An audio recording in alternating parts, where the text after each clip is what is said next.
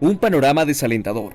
A día de hoy, una cifra de 60 fallecidos, bloqueos de carreteras, enfrentamientos violentos entre protestantes y cuerpos policiales y demostraciones innecesarias de poder que convergen en daños materiales, apostarse la vida de inocentes y en una abrupta interrupción económica, tras el descenso del turismo y actividades significativas para la renta per cápita del país, en la que, particularmente, resulta ser la puñalada a la moral y al juicio del peruano más importante de los últimos años.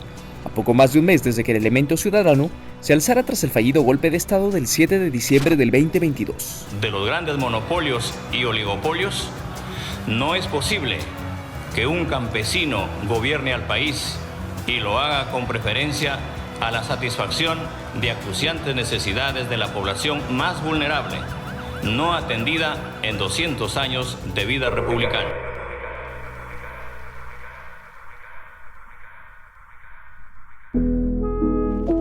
Después de estas y todas las infortunadas noticias que escuchamos y probablemente escucharemos en los siguientes días, ¿el fin justifica los medios? ¿La naturaleza de esas protestas acelera o retarda más las cosas? ¿Cómo se explica el tono de estas? Soy Robert Santillán. Esto es El Cinturón Práctico.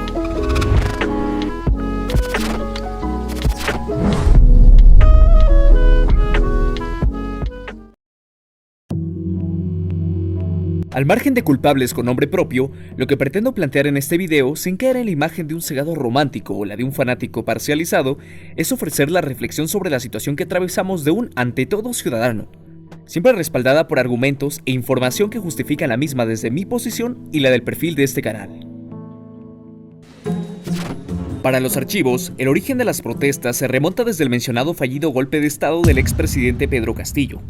Sin embargo, las verdaderas raíces de esta problemática están vinculadas a los desperfectos de la política peruana y la centralización como principal remanente. Y es que, tal y como comprobamos en las últimas elecciones, no es un misterio que entre provincia y capital se hayan generado ciertas burbujas de interés, que no han explotado sino hasta hoy, o al menos eso parece. Cuando vemos cómo principalmente ciudades del sur del país como Cusco, Arequipa, Ayacucho, Apurímac y Puno son el foco central de los que exigen la renuncia de la presidenta Dina Boluarte, el adelanto de elecciones y la realización de una asamblea constituyente para el desarrollo de una nueva constitución. Adentrémonos más en esto.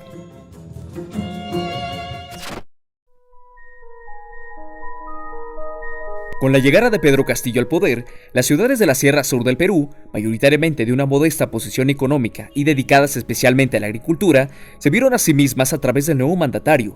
Y es que, históricamente, es en esta región en la que, por las razones que fueran, el gobierno de turno siempre tuvo una agenda pendiente, en la creación de nuevos hospitales, escuelas o francamente en cualquier otra obra pública.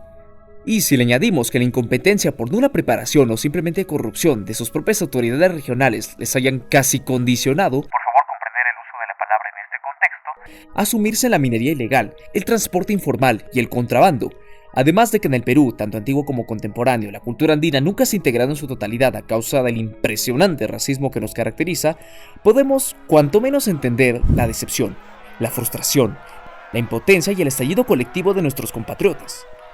Sin embargo, como habíamos planteado, con esto no pretendo justificar los actos de vandalismo que vienen sucediendo, ni repartir carnets de radicales a todos y cada uno de los manifestantes. Cuanto mucho quiero vislumbrar mejor el panorama para emitir un juicio crítico, tal y como lo veo.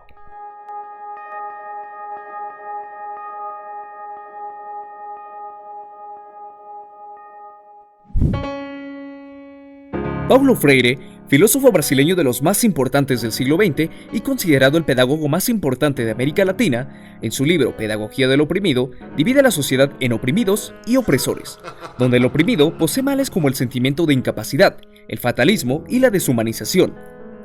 Precisamente este último es el que nos ayuda a comprender el tono que han ido adquiriendo las protestas en las últimas semanas, ya que señala que la falta de autoestima y esencialmente la pérdida de la esperanza es la que los conduce a adoptar prácticas destructivas.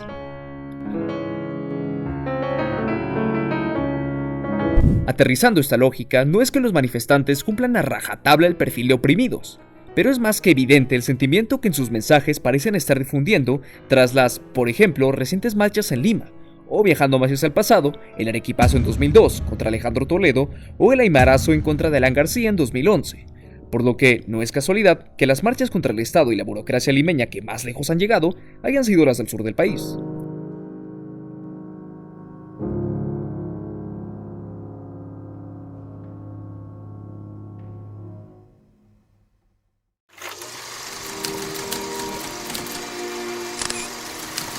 Tal y como lo veo, en el Perú no existe ni ha existido nunca una figura o ideal lo suficientemente poderoso del cual valernos para progresar en nuestras deficiencias como colectivo.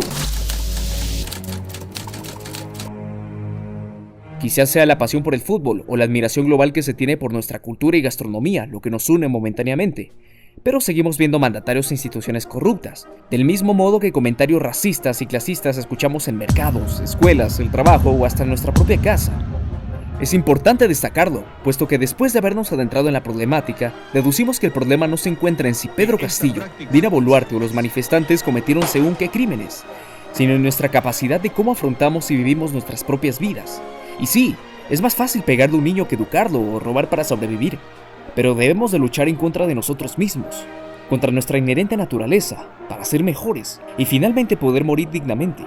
Es por ello que la esperanza en el bien, en la moral, en la familia, en la educación, en las instituciones o en un futuro mejor son mentiras. Sí, mentiras necesarias que los humanos hemos inventado para convivir con los demás y evitar el caos, que aunque sea lo más justo, no es lo mejor que podemos hacer. Son estos ideales los que nos acercan como especie y nos hacen resistir un segundo más.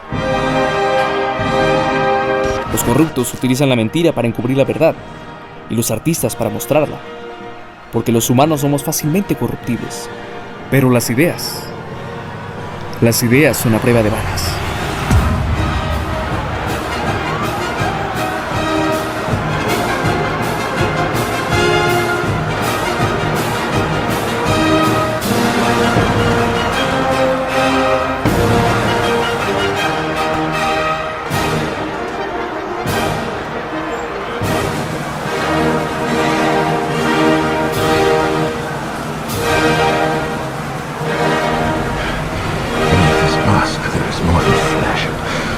Beneath this mask there is an idea, Mr. Creedy.